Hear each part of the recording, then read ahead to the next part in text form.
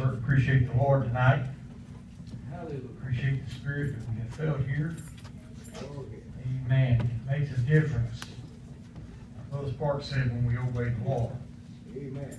And I thought sometimes you get ready to preach when you felt like there's something that needs to be done, and you really dread getting up. Amen. And but it makes it a lot easier when everybody's obeying the Lord. And I got just a thought on my mind tonight, and I probably won't be up long. The Lord knows what He's doing. Right. Amen.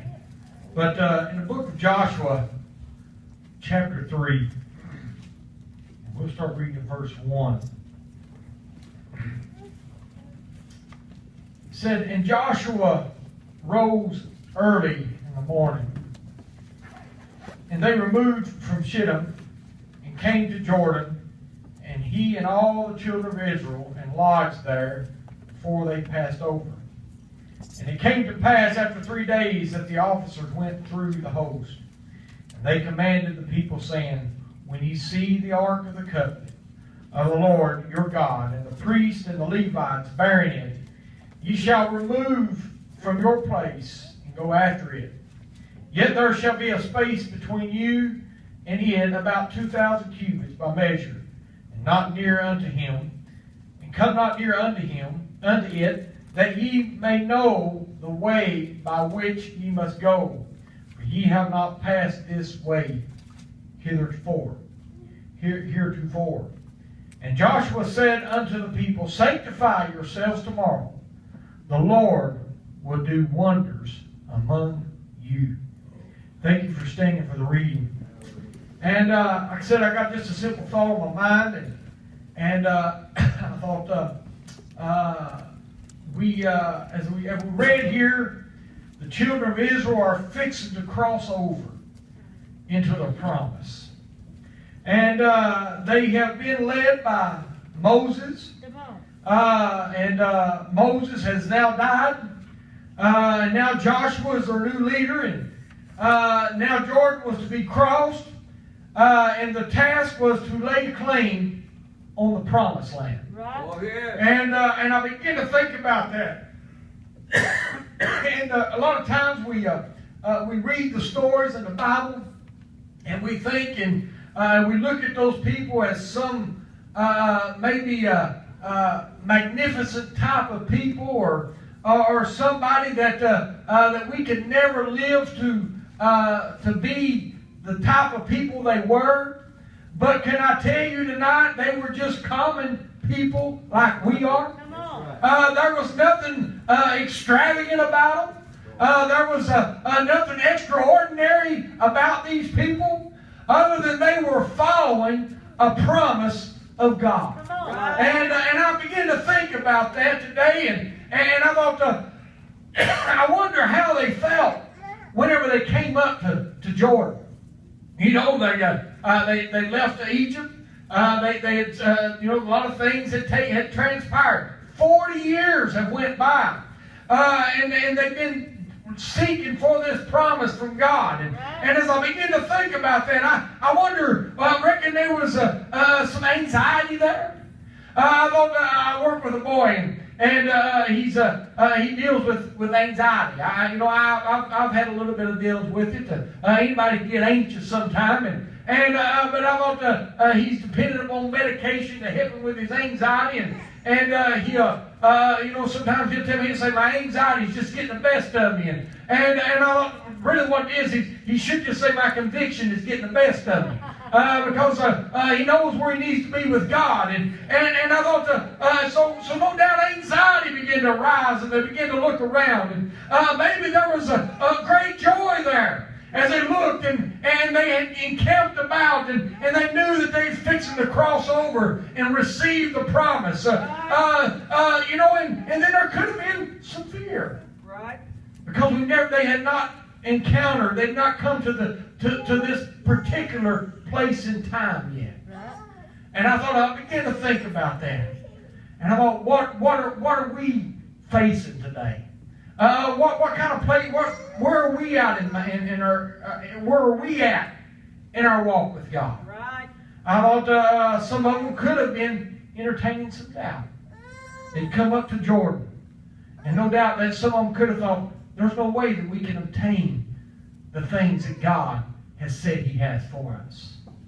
And I thought as I began to think about that, and I thought as this service has been going on, and I've been sitting back here playing the bass and feeling the presence of God, and I've seen the presence of God moving here tonight. Yeah. I thought, where are you at with your walk with God? Uh-huh. Where have you come to? Have you come to this place where it's now time to lay claim on what God has given you? Woo, that's it. But you're reserving yourself. I thought there where I live,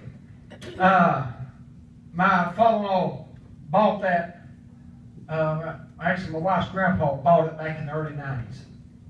And they divided that farm off. And then my father-in-law ended up with it. And then he gave it to us.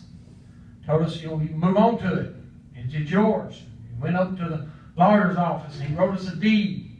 And with love and affection, he gave it to us. But I thought I couldn't just move on to it. There was a lot of stuff that had to be done. Come on now. When you went down the road, you couldn't even, there was not even a right-of-way to get into it. It was a road frontage, but it was grown up. And he said, it's yours. And so in order to be able to abide there, I had to go work. Right. And I thought every day I'd come home I'd get off work and I'd run home and sometimes I didn't even go home till dark. And but I'd go home and I'd get me a bite of supper and I'd load my chainsaws and my weed eaters and my lawnmowers up and I'd get in the truck and I'd go and I'd work till way after dark a lot of nights. And because it was given to me. It was mine. I wanted to live there. I'd lived in the trailer park for 9 years and I was ready to get out of there. And so I had this greater opportunity before me, but I thought I had to be willing to apply myself to get there.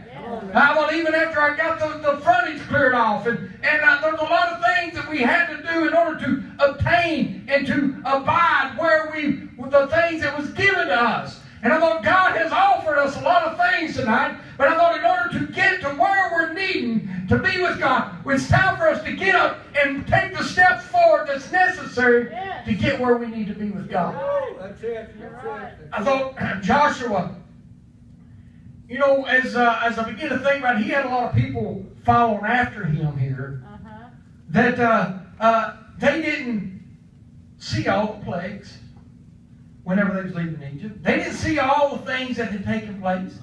A whole new generation had arose. But yet they had heard of the promise. Right. Oh, yeah. And I thought, as I begin to think about that, and a lot of times we like to refer back to the way things used to be. And I thought, as I said before, I used to love to come to church early, and I'd sit there with Brother Townsend, and especially with him, and he'd tell some of the little stories of how it used to be and the things they'd done and how God used to move in the services and how he'd seen them handle fire and he'd seen them shake the coals out and with their hair and their hair not be burned and all the great things. And then I began to think about some of the things that I've seen. I've seen a man walk up to a red hot stove and rub his hands down the stove pipe and him not burn. I thought, I've seen the blinded eyes open. I've seen God heal. But I thought, we've got a generation among us. I thought they've not seen those powers of God, but yet they've got the same promise as we've got. Oh, that's right. But I thought we've got to be willing to move. I thought they had come up to this place. And Joshua told them, on tomorrow, whenever you see the Levites, and you see the ark, and you see things start moving, then it's time for you to get behind. Don't run right up to the ark, and he gave them all the specific details of how far to stay behind. But I thought, don't let the presence of God.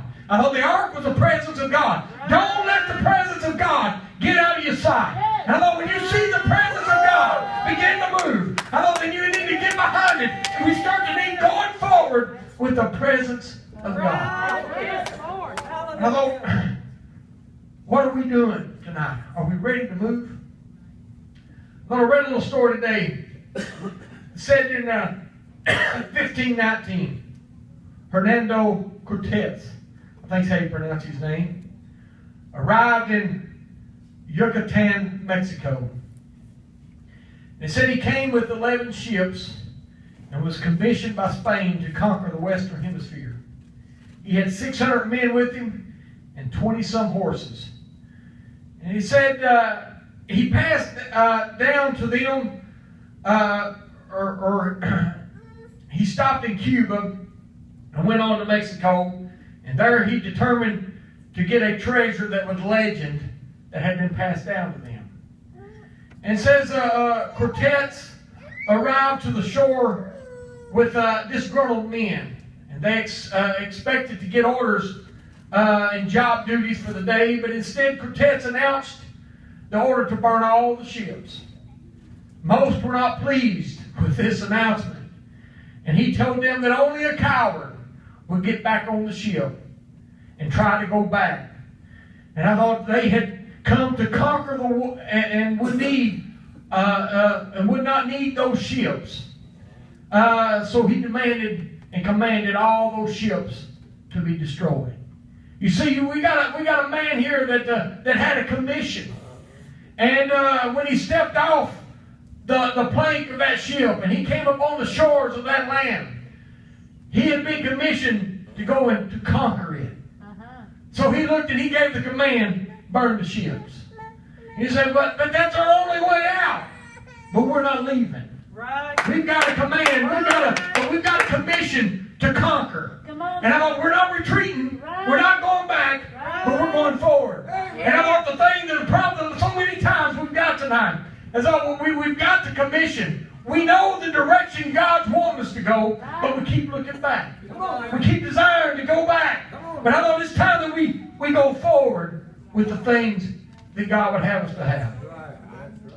I thought whenever Joshua gave the orders and the commission to go across, we go back to the first chapter of Joshua, and we can read of 2.5 tribes that decided it was better on this side of the river. Yes, sir. I thought we got the Reubenites and the Gadites, I think is how you pronounce that. The Gadites, the tribes of Gad. And then we had the half the tribe of Manasseh that decided we're going to stay over here. And I thought they said they told them, and in verse 12 it says, and the Reubenites and the Gadites and half the tribe of Manasseh spake to Joshua, saying, remember the word which Moses the servant of the Lord commanded you, saying, the Lord your God hath given you rest and hath given you this land. And they had come to a place where that they had found a little place for rest. And they decided they was comfortable there. And I thought there's times that God gives us a place and a space of rest. But I thought that's not where He's wanting us to stay. That's right. He's wanting us to continue on. He's wanting us to progress. I thought there's some times that we just simply need rest. Right. And God knows what we're needing. But I thought He's wanting us to continue on. And I thought this is no time to be slowing up. I thought we're living in a time whenever it seems like that, I mean, no matter where you look, there's trouble. I read on the news today that in Hamilton, Ohio, they had a big protest because the sheriff of that county, I can't remember what the name of the county is, but anyway, the sheriff of that county decided he was not going to carry the drug Narcan with him no more. Because of all these police officers that are coming in contact with these drugs, because they don't know they become an overdose with it, and they're at risk for these things, and everybody says, but they got to have this. The sheriff says Narcan's not the answer to the problem. The opiate addiction, that's not going to help them. And although we look around and we see all these things going on, and I thought it's just relating more and more to the problems around us and the signs of the times. Right. And I thought it's greater time now than ever for us to be in a hurry. And as we look and we see the things of God coming around, I thought, are we going to be satisfied on this side? Or are we going to go over? Right. I thought I want to be like Joshua. I thought, and one thing I read here, and I noticed, it says that Joshua rose early in the morning. Uh-huh. Joshua rose early because he knew that this is the day that the Lord's been promising us about. You know, and I know a lot of times we become slothful, Yeah. and we become weary, and we become tired. But I thought now's the time to be in a hurry. Now's the time when we ought to be excited instead of wondering. And I've said before, Brother Art was here, and a lot of times I look at myself and I feel so small. And to be honest, sometimes I feel so inadequate. I don't feel like that sometimes I don't think I've even got the ability. But I don't. But God can help us. Right. But I was over here that night, Brother Art praying for me, and he said, God's got a desire. God's going to use you in this last hour, in the last hour, or something like that. And so, you know, well, God's going to use me. And then I began to sit back and wait, Lord, when it's time for you to use me, Lord, I'll be ready for you to use me.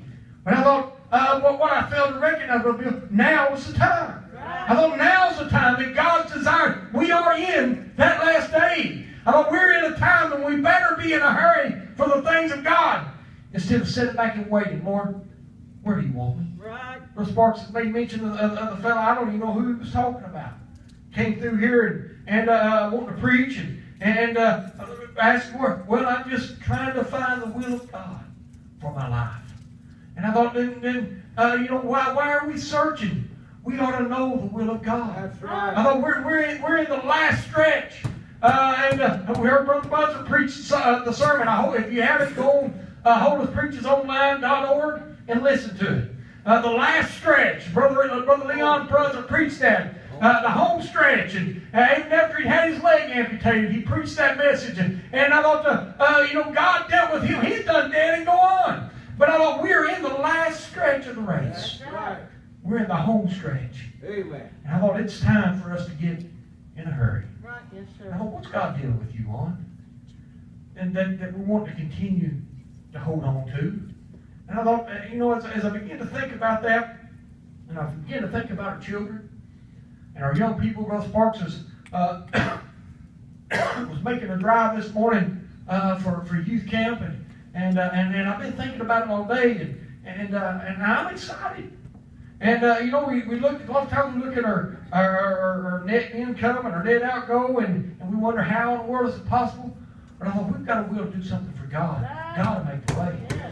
He will make the way. And I look around and sometimes I wonder, you know, the devil will try to get on my back, and especially since David has backslid and got away from God, and the devil said, well, look what you've done, and look how you brought him up, and look where he's at. But I can look around and I can say, but he still knows the direction it's going to take. Right. When I've done all I can do, then I can stand back with a clean hand, Brother Brad, and say, I have done my best. But I thought if we get slothful with our young people, Come on. when we begin to allow things to come in between them and the house of God, Right. then how much greater influence does the enemy have on them? Right. I thought whenever we've done all that we can do to keep the influence of the world away from them, and the enemy can still attack them, Yes, he can. then when we allow those influences to come in, then he's already got the upper hand. Right. And I thought, so it's important that we keep our young people. Like I said, you know, those young people, those people that were fixing the cross, a lot of them, they just heard of that day of the Passover.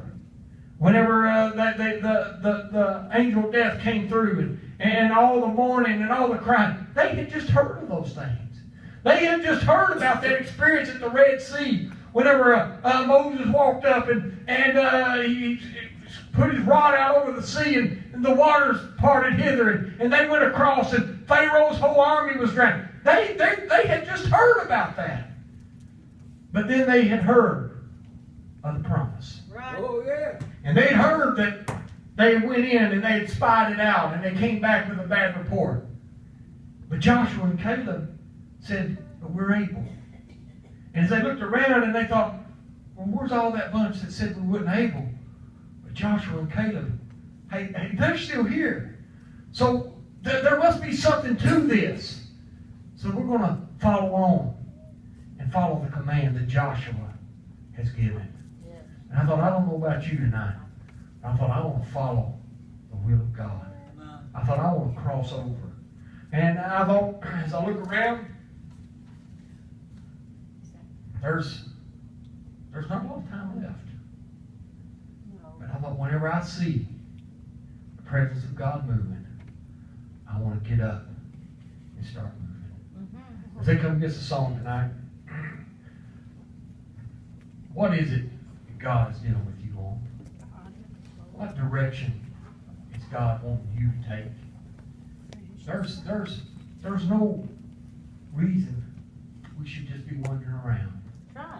We ought to know the will of God, the way God is wanting us to go. He's already laid it out to us. He's always given us instruction. And all we've got to do is follow. Well, there's a lot of times when you give instruction, sometimes you just simply fail to follow. And I got Friday working on a truck, and I've been working on vehicles ever since I've been big enough, I guess. About 12-year-old, first time I ever endeavored anything. Dad had a car sitting there with a water pump out. Mom needed to go to town. Parts was there, waiting on somebody to come fix them. She said, let's give this a try. So we done it.